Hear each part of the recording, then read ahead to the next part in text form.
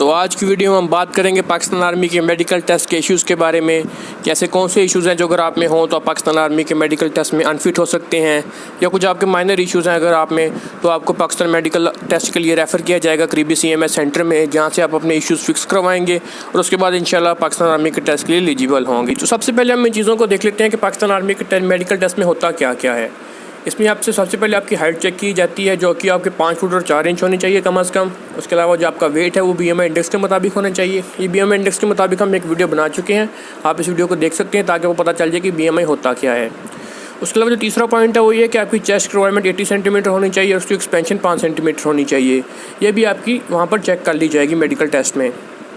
आपकी आई साइड 6/6 होनी चाहिए, ग्लासेस के साथ या ग्लासेस के बगैर। इधर एक अहम पॉइंट डिस्कस कर लूँ जो काफ़ी लोग पूछते हैं। जिन लोगों को ग्लासेस लगी होती हैं, अगर वो ग्लासेस के साथ ठीक देख लेते हैं, टेस्ट को पास कर लेते हैं तो ज़्यादा मसला नहीं होता। कुछ लोग समझते हैं कि अगर हमें ग्लासेस लगी हैं तो पाकिस्तान आर्मी में अप्लाई नहीं कर सकते।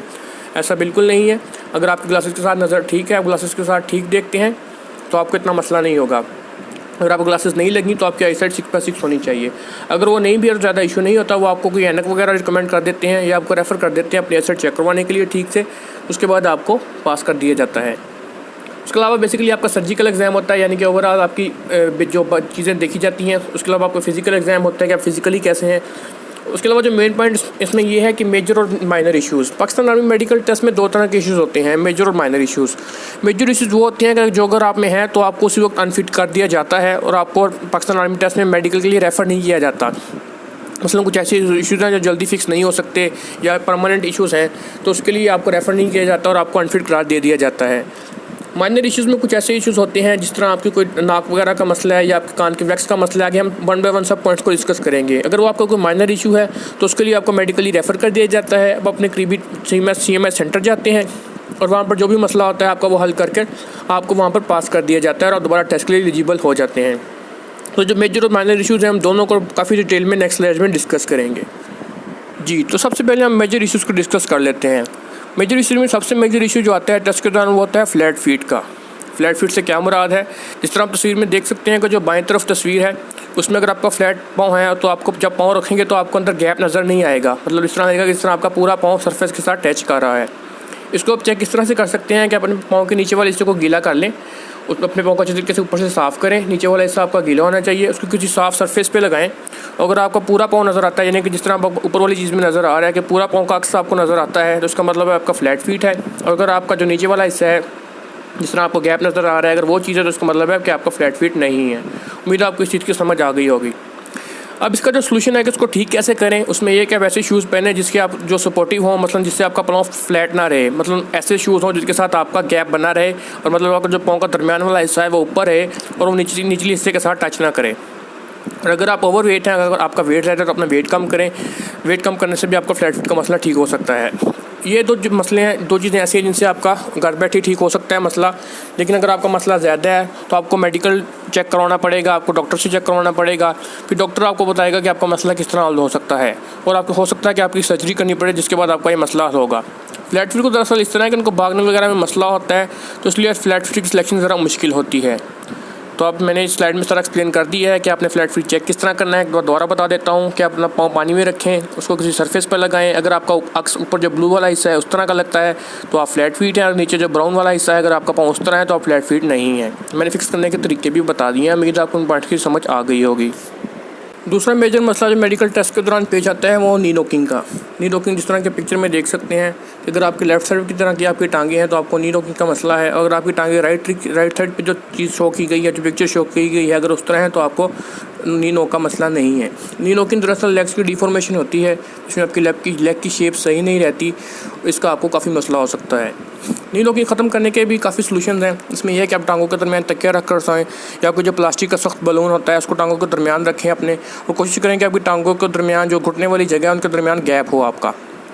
ये जो आपको लेफ्ट साइड पे नीचे पिक्चर शो हो रही है ब्लैक एंड वाइट, ये एक तरीका है नी नॉकिंग रिमूव करने का। इसमें यह है कि आप इस तरह जिस तरह पिक्चर में शो हुआ है इस तरह लेट जाएं, अपनी एक टांग को नीचे रखें, दूसरी टांग को जितना ऊपर हो सकता है उठाएं और इस एक्सरसाइज को बार बार रिपीट करें। ये करने से भी आपकी नी नॉकिंग का मसला कम हो सकता है या ख़त्म हो सकता है।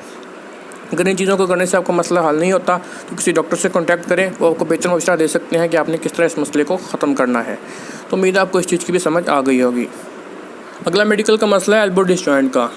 ये दरअसल एल्बो की एक डिसजॉइंट होती है जिसमें आपके जो होती है एल्बो यानी कि कोहनी वो ठीक नहीं होती और आपकी डिफॉर्मेशन होती है हड्डियों के अंदर, और जिससे आपकी बाजू जिस तरह पिक्चर में शो हुआ है इस तरह की नज़र आती है। ये भी मेडिकल टेस्ट में चेक किया जाता है कि आपको ये डिफॉर्मेशन तो नहीं है। अगर आपका ये मसला है तो उसको यूजुअली सर्जरी से हल किया जाता है, इसके अलावा इसका कोई ख़ास सोल्यूशन नहीं होता। लेकिन बेसिकली अगर आप हॉकी खेल सकते हैं तो आप इस हॉकी खेल के मसले को थोड़ा बेहतर कर सकते हैं, ठीक कर सकते हैं। अगर आप हॉकी नहीं खेल सकते तो आप स्टिक वगैरह लेकर उसको इस तरह मूव करें जिस तरह हॉकी खेलते हैं। इस अगर प्रोसीजर को बार बार रिपीट करेंगे तो आपकी एल्बो इंशाल्लाह सीधी हो जाएगी।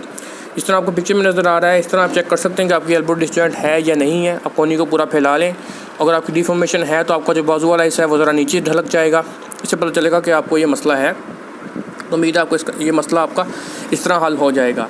इस मसले का बेसिकली जिस तरह मैंने पहले बताया बेसिक ट्रीटमेंट तो मेडिकली होता है, तो आप मेडिकली चेक करवा लें। इंशाल्लाह अगर आपका मेडिकली ठीक हो गया सोल्यूशन तो आप इसमें मेडिकली अनफिट नहीं होंगे। जी तो दोस्तों हमने मेजर इश्यूज डिस्कस कर लिए मेडिकल टेस्ट के, जो अगर आप में हैं तो आपकी अनफिट के चांसेस काफ़ी ज़्यादा होंगे और आपको पाकिस्तान आर्मी के मेडिकल टेस्ट में अनफिट कर दिया जाएगा। लेकिन फिर भी ज़रूरी नहीं है कि आपको ज़रूर ही अनफिट कर दिया जाए। हो सकता है कि जो चेक करने वाला जो डॉक्टर है वो आपको एक चांस दे कि आप इस मसले को हल करवा लें और उसके बाद दोबारा टेस्ट के लिए अप्लाई कर दें। तो जो दोस्तों ये किसी डॉक्टर पे डिपेंड करता है कि आपको मुकम्मल अनफिट करता है या आपको रिकमेंड करता है, तो इस चीज़ को कोई भी सब्जेक्टिव टर्म्स में नहीं लिया जा सकता। ये टोटली डॉक्टर पे डिपेंड करता है कि आपको किसी भी इशू पे वो मुकम्मल अनफिट करता है या आपको एक चांस देता है कि आप फ़लाँ तारीख को मेडिकल CMH में चला जाएं, अपने मसले को हल करवा कर दोबारा आकर टेस्ट दे लें। ठीक है, तो ये चीज़ भी आपने नोट रखनी है। आगे हम माइनर इश्यूज़ को डिस्कस कर लेते हैं। जिस तरह मैंने स्टार्ट में बताया कि जब मेडिकल टेस्ट में आपकी हर चीज़ चेक की जाती है, जो आपकी फ़िज़िकल आपका सर्जरी एग्ज़ाम है, तो इसमें जो इश्यूज़ होते हैं उनको डिस्कस कर लेते हैं।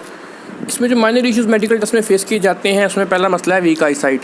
आपको मेडिकल टेस्ट में आपको एक बोर्ड दिखाया जाता है और आपने टेक्स्ट को पढ़ना होता है।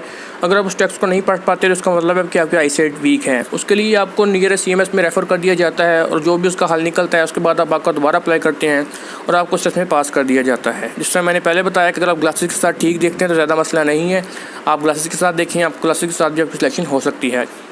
सेकंड जो मेजर मसला है वो DNS का है। DNS दरअसल नाक का मसला होता है, जिस तरह ये पिक्चर में शो हो रहा है कि नाक की हड्डी आपकी टेढ़ी होती है। मतलब यूजुअली ऑपरेशन से ही होता है और उसको आपको CMH में रेफ़र किया जाता है जहाँ से आप इसका ऑपरेशन करवाते हैं और दोबारा टेस्ट के लिए अप्लाई कर देते हैं। तीसरा ईयर वैक्स का मसला है। अगर आप अपने कान साफ़ नहीं करते तो आपके कानों में वैक्स होगी जो कि आपको मेडिकल टेस्ट में मसला करेगी और आपको अपने कान साफ़ करवाने के लिए रेफ़र कर दिया जाएगा। चौथी चीज़ स्वेटी पाम्स है। जिस तरह पिक्चर में देख सकते हैं कि अगर आपको हाथों पे बहुत पसीना आता है तो ये भी एक मसला है मेडिकल का और ये भी आपको मेडिकल टेस्ट में दरपेश आ सकता है। एक और चीज़ कट्स और वाउंड्स हैं। मतलब अगर आपके जिस्म पे कट्स हैं बहुत बड़े बड़े या वाउंड्स हैं, ज़ख़म है को पुराने जिनका निशान नज़र आता है, तो वो भी आपके लिए मसला हो सकता है। ये जिस तरह मैंने पहले बताया टोटली डॉक्टर पे डिपेंड करता है कि आपको इस चीज़ का मसला निकालता है कि नहीं निकालता। हो सकता है किसी का मसला ना निकले, किसी का निकला है। ये टोटली डिपेंड करता है डॉक्टर पर और आपकी कंडीशन पर। एक स्पीकिंग प्रॉब्लम्स में भी है कि मतलब आप जिस तरह तोतले लोग होते हैं वो अगर बोलें तो उनका बोलने का अंदाज़ इतना अच्छा नहीं होता, वो तोतला बोलते हैं, तो वो चीज़ भी आपके मसला हो सकती है।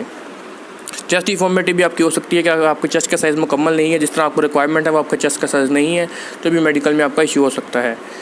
तो सेकंड लास्ट इशू है वो ओवरवेट और अंडरवेट का है। जो आपके पाकिस्तान आर्मी के लिए वेट की रिक्वायरमेंट्स हैं वो आपकी मुकम्मल होनी चाहिए। अगर आप ओवरवेट है या अंडरवेट हैं तो भी आपकी सिलेक्शन काफ़ी मुश्किल हो जाएगी।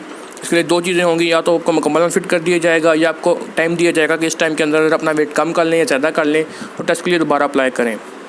आखिरी चीज़ हाइट की आ जाती है। जिस तरह मैंने स्टार्ट में बताया कि आपकी हाइट 5 फुट 4 इंच होनी चाहिए। अगर आपकी उससे हाइट कम है तो भी आपके लिए मेडिकल टेस्ट में मसला हो सकता है।